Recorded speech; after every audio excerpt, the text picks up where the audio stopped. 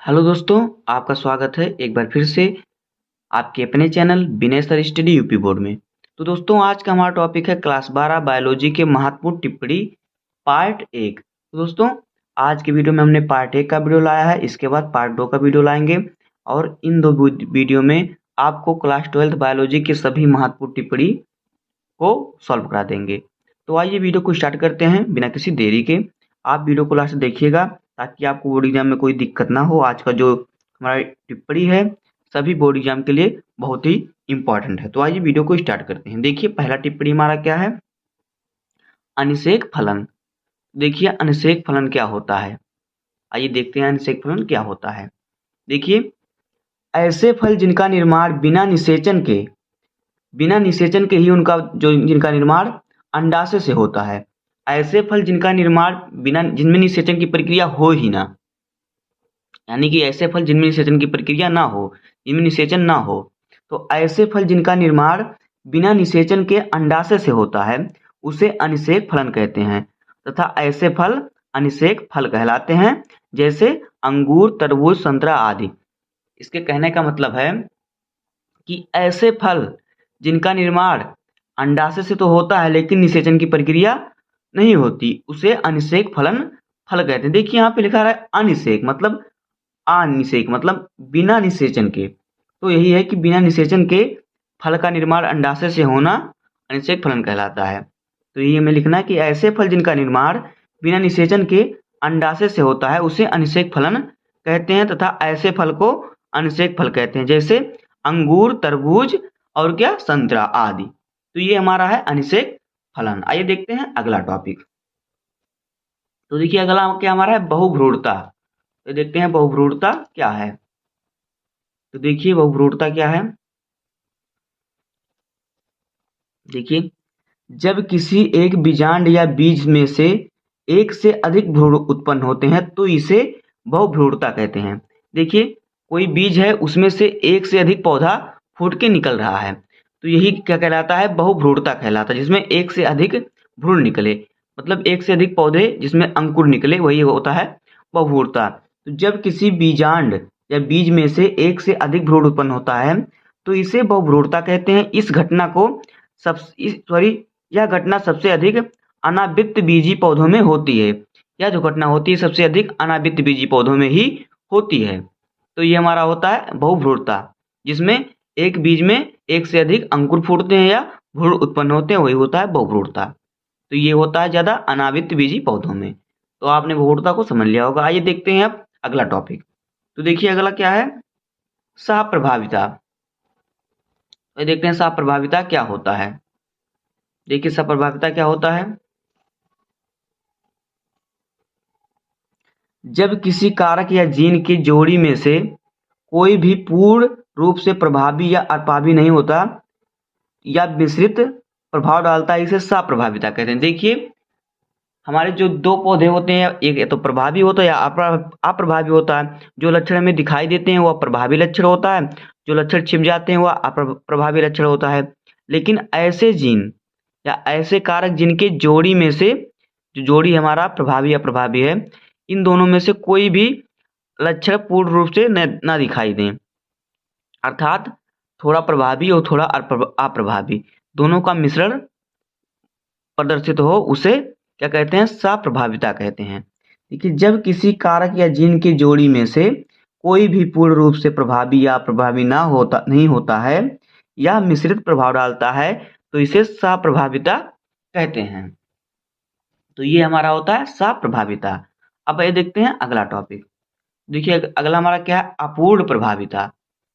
तो देखिए, अपूर्ण प्रभाविता क्या है, जब विपरीत लक्षण की जोड़ी में से जब विपरीत लक्षण के जोड़ी में एक लक्षण दूसरे को पूरी तरह प्रभावित ना कर सके तो इस घटना को अपूर्ण प्रभाविता कहते हैं।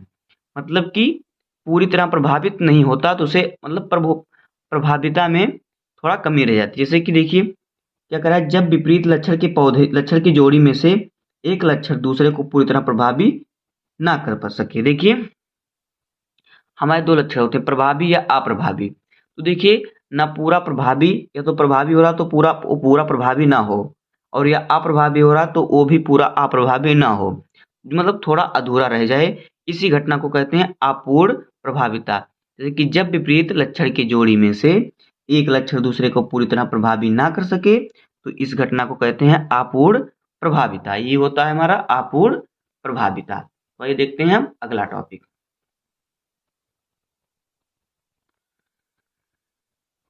देखिए अगला टॉपिक हमारा क्या है, ओपीआइड्स। देखिए ओपीआइड्स ये बहुत ही इंपॉर्टेंट टॉपिक है, तो ये देखते हैं क्या है ओपीआइड्स। देखिए यह एक नशीली दवाओं का समूह है। जो ओपीआइड्स है यह नशीली दवाओं का क्या है, समूह है, एक भंडार है।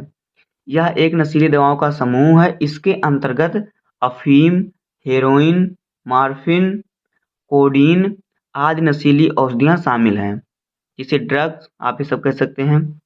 आमतौर पर इसका उपयोग दर्द निवारक के रूप में किया जाता है। ये हमारे तंत्रिका तंत्र को प्रभावित करती हैं। क्या ओपियाइड्स क्या है, या एक नशीली दवाओं का क्या है, समूह है। इसके अंतर्गत अफीम, हेरोइन्स, मॉर्फिन और कोडीन ड्रग्स आप लिख सकते हैं आज नशीली औषधियां शामिल हैं। किसमें, ओपियाइड्स में। आमतौर पे इसका उपयोग कहाँ, दर्द निवारक यानी दर्द में किया जाता है, मतलब दर्द नाशक दवा के रूप में किया जाता है। ये हमारे तंत्रिका तंत्र को प्रभावित करती हैं। अब आइए देखते हैं अगला टॉपिक हमारा क्या है। तो देखिए अगला टॉपिक हमारा क्या है, इंटरफेरॉन। ये बहुत ही इंपॉर्टेंट टॉपिक है, हर बार परीक्षा में आता है। तो आइए देखते हैं इंटरफेरॉन क्या होता है। तो देखिए इंटरफेरॉन क्या होता है। देखिए यह वायरस से संक्रमित कोशिकाओं द्वारा स्रावित एक ग्लाइकोप्रोटीन पदार्थ होता है। जो इंटरफेरॉन होता है या वायरस से संक्रमित, जो कोशिकाएं वायरस से संक्रमित होती हैं उन कोशिकाओं द्वारा स्रावित एक ग्लाइकोप्रोटीन होता है, जो इन कोशिकाओं को वायरस संक्रमण से सुरक्षित रखता है। जो इन कोशिकाओं को क्या करता है, वायरसों से यानी विषाणुओं से सुरक्षित रखता है। इसका प्रयोग रोग निवारक के रूप में किया जाता है। यह अंतःकोशिकीय विषाणुओं के गुणन को रोकता है, इसलिए इसे इंटरफेरॉन कहा जाता है। अंतःकोशिकीय विषाणुओं के गुणन को यानी कोशिका के अंदर विषाणुओं को बढ़ने से यह रोकता है, इसलिए इसे इंटरफेरॉन कहते हैं।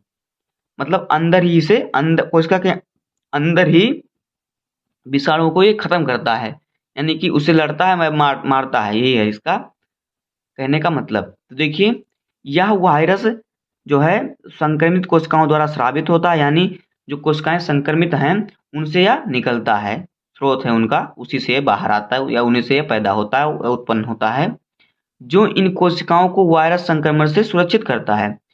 और जो इंटरफेरॉन है ये इन कोशिकाओं को वायरसों से क्या करता है, सुरक्षा देता है, विषाणुओं से सुरक्षा देता है। मतलब कि विषाणु इन पर प्रभावी ना हो पाए, इनको रोगाणु न बना पाए, इनको खराब ना कर पाए, इसलिए इनकी क्या करता है, सुरक्षा करता है। और इसका प्रयोग रोग निवारक के रूप में किया जाता है।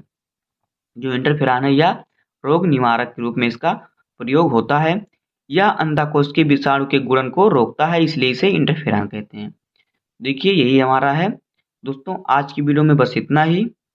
उम्मीद है कि आपको ये सारे टॉपिक समझ में आ गए होंगे। अगर आपको वीडियो पसंद आया हो तो वीडियो को लाइक कर दीजिएगा, और चैनल पर नए हैं तो सब्सक्राइब कर दीजिए। मिलते हैं इसी के पार्ट 2 वीडियो में। तो धन्यवाद, जय हिंद, लव यू।